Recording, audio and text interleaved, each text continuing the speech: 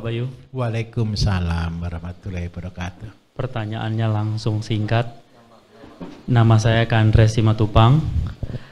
Dengan kondisi yang tadi barusan Pak Bayu simulasikan, kalau kondisi lahan saya tuh bekas kolam Pak. Bekas kolam. Luasannya itu kurang lebih 1 hektar yang saya sewa. Oke, baik. Gitu. Air melimpah? Air berlimpah Pak. Baik. Itu saja Pak. Oke. Terima kasih. Rezeki lagi nih, agak lama lagi menjelaskan ini. Ini bagi yang lain, Bapak Ibu begini, kalau pertanyaannya mirip-mirip terus langkah-langkahnya hampir sama, nanti tolong dilakukan. Kalau sekarang kita punya lokasi nih,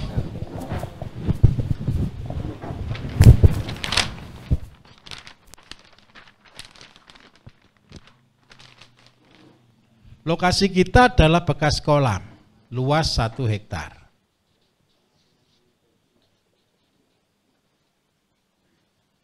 Ini semua Mas, saya minta tolong, bentuknya sudah kotak-kotak atau ada yang datar, ada yang kering tidak kira-kira? Isinya eceng gondok, ada yang kering tidak kira-kira? 300 meter persegi kering, gitu ya, begini. Kalau tanah, minta maaf, ketinggian berapa? Panas atau dingin? Daerah dingin. Sayur bisa? Baik, oke. Kalau lokasi kita di dataran tinggi, itu prospek untuk sayur jauh lebih banyak. Tanaman yang kita bisa tanam jauh lebih banyak. Kalau dataran rendah kan paling kacang panjang, terong, tomat, cabai, terus habis gitu kangkung dan bayam. Kalau dataran tinggi jauh lebih banyak. Seperti misal, ketika kita punya tahan 1 hektar, kalau kita ngerjakan full 1 hektar, kita akan butuh biaya yang sangat besar. Tetapi bagaimana memulai dari modal yang paling kecil? Dengan cara apa? Goal awal adalah kita harus buat namanya penghasilan harian tetap. Yang harus dilakukan Pak, saya minta tolong. Datangi di sana pedagang sayur terdekat. Karena Bapak kan belum punya market nih. Apalagi tanah sewa kan berarti jauh dari rumah biasanya. Lah, karena belum punya market, yang harus ditanya dulu apa yang bisa dijual. Terus yang kedua, tanyakan berapa kapasitas dia bisa bantu jual. Itu kunci utamanya. Terus harganya murah enggak masalah, kita akan perang harga. Seandainya nih kita sepakati karena dataran tinggi, mungkin bisa tanam di situ selada. Terus habis gitu pakcoy. Terus habis gitu kita juga bisa tanam sawi sayur, sawi putih. Nah, atau kol. Nah, kita anggap aja 4 tanaman ini. Dari 4 tanaman ini nanti dipilih mana yang paling mudah menurut tenaga yang bisa dikerjakan. Seandainya saya kasih tenaga untuk apa? Untuk umur 25 sampai 30 hari. Tanam selada. Selada ini jarak tanamnya kan 15 kali 15 cm. Berarti dalam 1 meter kali 80 kita bisa tanam 6 kali 7. Berarti isinya 1 meter itu sekitar 42 tanaman. Selada ini kan termasuk tanaman yang paling cepat. Sebenarnya umur 24 sudah bisa panen. Nah, dalam 1 kilo selada itu kan cuma butuh 2 atau 4 biji. Berarti kalau seandainya bagus, Bapak Ibu 1 meter itu bisa menghasilkan 10 kilo. Kita buat paling rendah 6 kilo deh. Nah, seandainya harga selada itu fluktuatif. Kalau kemarin sampai tembus 50.000, tapi biasanya harganya cuma 3.000. Kita ngomong di harga biasa saja. Jadi harga berapa yang harus kita siapkan? Harga terendah 3.000. Kalau seandainya ini dikalikan 3.000 saja, sebenarnya ini sudah ngeri. Berarti per meter persegi kita bisa dapat uang sekitar 18.000. Nah, sekarang kita hitung. Kita mau tanam berapa? Seandainya kita perlu operasional cost, kalau kerja dalam luas 1 hektar kan tidak mungkin 1. Betul ya, minimal 2 orang untuk ada temannya ngobrol. Seandainya gaji di sana per hari 100.000. Berarti kalau 2 orang modalnya per hari adalah 200.000. Berarti 1 bulan kita harus punya biaya operasional 6 juta per bulan. Berarti produksi kita biaya karena biaya 200.000, berarti 200.000 dibagi 18.000. Anggap aja kita turunkan jangan 18.000 deh, 15.000 kan gitu kan, lebih enak kan? Kita turunkan jadi 15.000. Berarti kebutuhan kita 20 dibagi 15 itu ketemu berapa? 1,5 lah ya. 1,5 berarti setiap hari kita butuh 15 meter persegi. Tapi kalau 15 meter persegi kita cuma cukup untuk gaji orang. Operasionalnya kita bagaimana? Berarti kita kalikan 2. Berarti setiap hari ada 30 meter persegi. Karena kita butuh setiap hari 30 meter, umurnya anggap aja 24 sampai 30, berarti kita harus tanam 900 meter persegi untuk sayur. Yang menjadi penghasilan harian. Paham maksud saya di sini? Setelah kita punya penghasilan harian, baru kita pikirkan langkah berikutnya. Langkah berikutnya apa? Kita perlu pupuk nih. Pupuk yang paling mudah kita tanam apa di sana? Kalau seandainya di sana itu sudah bekas kolam, lebih biaralah ikan. Ikan dikasih makan selada seneng kok. Nah, ikan apa yang kita pelihara? Seandainya nih kita iseng-iseng lagi. Kita berarti ada lahan sisa ini ada 9.000 meter ini. Betul ya? 9.000 meter ini seandainya full kita buat kolam semua jadi miliarder lebih cepat. Kenapa saya milih nila Bapak Ibu di sini? Nila itu ikan mahal atau ikan murah? Ikan murah. Tetapi satu-satunya ikan yang paling rajin beranak ikan apa? Nila itu masuk di kategori ikan mandiri. Kenapa kok mandiri? Karena dia bisa beranak. Tapi saya minta tolong jangan kecil-kecil dianakkan, nanti anaknya tambah mungil. Jadi kalau pelihara nila, kita khususkan ikan-ikan nila yang untuk induk. Minimal 1 kilo isi 2 lah. Atau 1 kilo isi 1 kurang sedikit lah, 7 on ke atas. Nanti yang setelah kawin baru dimasukkan di kolam pembesaran. Terus kita rajin seperti itu. Tapi bagaimana pelihara ikan tanpa beli pakan? Kemarin saya sudah coba beberapa yang saya kemarin mancing Bapak Ibu. 1 atau 2 orang, kemarin rasanya gimana Pak? Enak ya. Nah, orang selalu berpikir kolam tanah, ini kan kolam tanah bawahnya, itu bau lumpur. Dan tidak bau lumpur. Yang paling keren satu, kalau pakan ikannya itu fermentasi. Ayam, kambing, ikan, sapi, dagingnya dimasak tanpa bumbu sudah enak. Kenapa kok bisa enak tanpa bumbu? Karena ikannya limbah rumah tangga itu rata-rata masakannya pakai bumbu. Betul atau tidak? Loh, berarti bumbunya sudah masuk duluan ini. Syukur-syukur bisa dapat limbah rumah tangga dari, minta maaf, dari restoran Padang. Wah, yang full bumbu. Maka ikannya mungkin sudah rasa rendang. Enggak sih. Rasanya paling ya cuman manis, asin, dan gurih. Tapi ikan kemarin gemuk enggak kira-kira Mas? Termasuk gemuk enggak? Gemuk.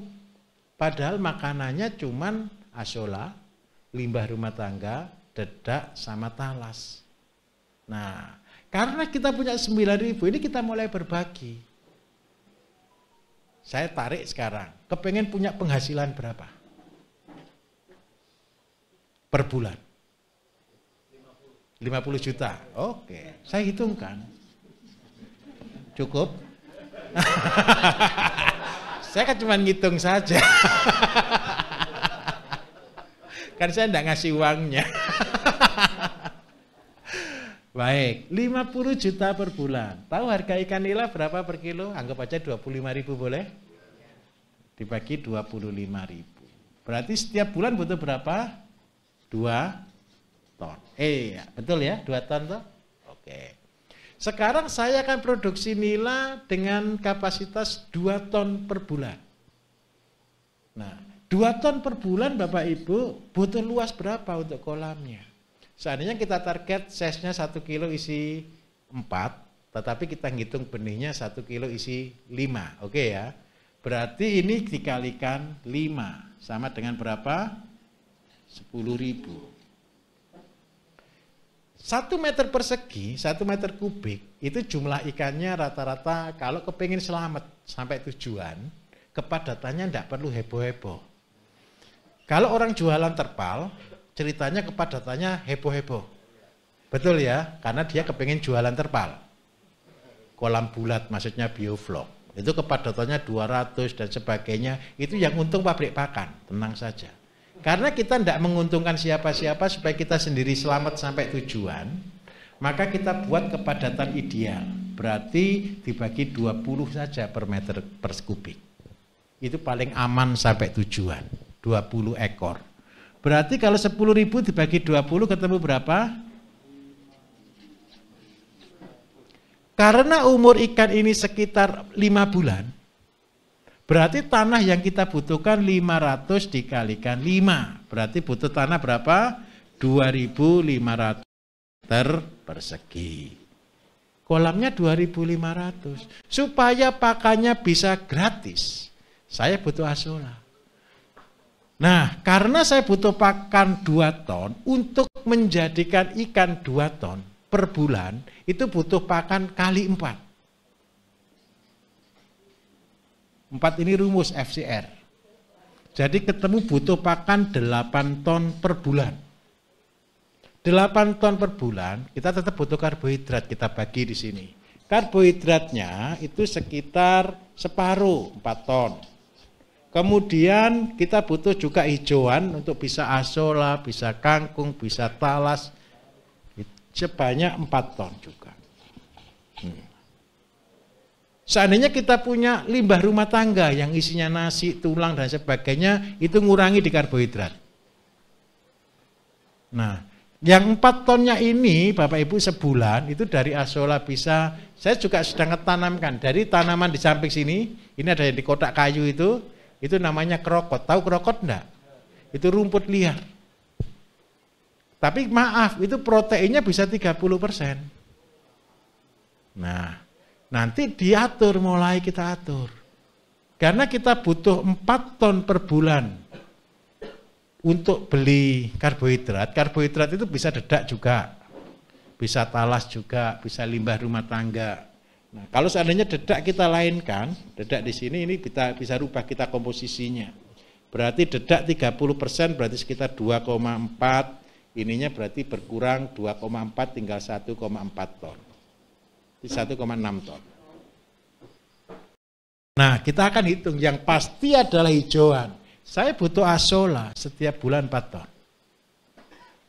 Asola setiap bulan 4 ton atau talas setiap bulan 4 ton, itu kan besar biayanya kalau kita. Nah, asola 4 ton itu berarti per hari dibagi 30, berarti ketemu 150 kilo per hari. 150 kilo dikalikan 8 ketemu berapa? 1.200, betul ya? Dikalikan 4, berapa? 4.000. Nah, 4.000 anggap aja 5.000. Nah, sekarang pilihan. Saya mau tanam asola 5.000 meter. Atau saya tanam sebagian dengan talas. Seandainya ditanam asola total 5.000 meter, terus cari praktis yang 4 tonnya saya belikan dedak padi, oke, clear. Jadi modalnya hanya dedak padi yang harga 5.000 dibagi 2, 2.500 per kilo. Seandainya saya lebih hemat lagi, saya belikan talas atau singkong yang harga 2.000, maka biayanya akan bisa menjadi 2.000 per kilo. Bisa dipahami? Berarti dari tanah 1 hektar 10.000, tadi sudah 2.500 untuk kolam, kita buat asola semua deh, berarti butuh 4.000 sampai 5.000 meter per untuk asola. Ditambah dengan penghasilan harian yang butuh 1.000 meter. Berarti 1.000 ditambah 4.000 ditambah 2.500. Berarti modal kita sudah habis 7.500. Nah, ada sisa 2.500 bisa pelihara ayam. Nanti ketika ini sudah jalan. Kapan mulai jalannya kolam? Tunggu penghasilan harian jalan dulu. Setelah penghasilan jalan, mulai tenaga kan 2 orang kan terlalu nganggur nih kerja 1.000 meter.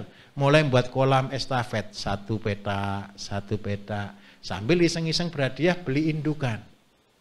Jangan sekaligus ditarget saya kepengen gaji 50 juta tahun depan, jangan.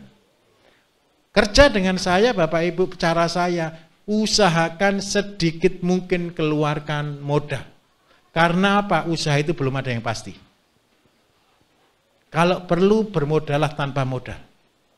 Bekerjalah tanpa modal. Saya bangun banyak perusahaan, modal saya paling banyak 50.000. Saya ini orang paling pelit di dunia. Uang 50.000 kalau saya taruh di atas puncak gunung es, kalau turun itu sama-sama satu rumah ini jatuhnya. Waktu yang berbicara. Bisa dipahami? Kalau sayur, no risk, tidak ada resiko.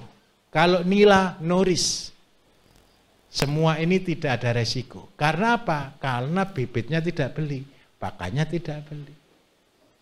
Lah nanti pupuknya kalau tidak ada ternak pakai mana Pak? Tenang saja, nila itu juga buang kotoran. Air kotornya dialirkan ke sayur. Sama saja. Bisa dipahami? Bagaimana menyenangkan bertani? Mudah jadi miliarder? Sangat mudah.